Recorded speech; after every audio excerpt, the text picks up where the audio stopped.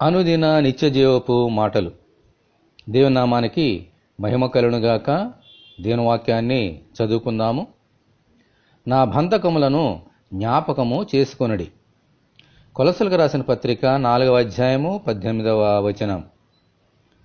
పౌలు భక్తుడు దేవుని యందు విశేషమైన ఆసక్తి కలిగి దేవుని పరిచర్య యందును సువార్త పరిచర్య యందును రాత్రింబగళ్ళు కష్టపడిన గొప్ప సేవకుడు.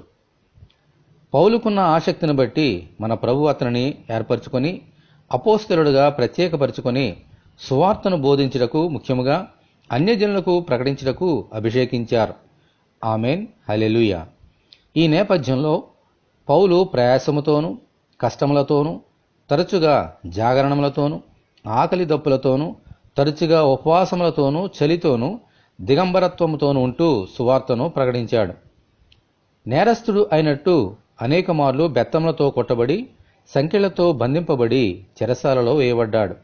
రాళ్లతో కొట్టబడ్డాడు.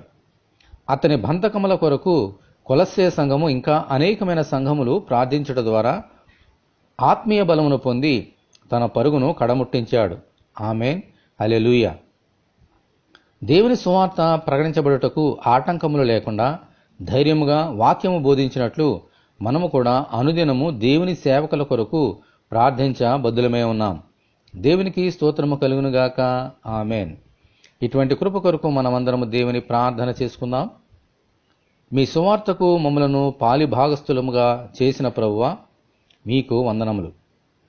ఈ లోకములో మీకు సాక్షులుగా ఉంటూ మీ పరిచర్యను సంపూర్ణముగా జరిగించినట్లు మీ సేవకులనందరినీ బలపరచమని ప్రభువైన యేసుక్రీస్తు ద్వారా ప్రార్థన చేయుచున్నాము తండ్రి. ఆమెన్.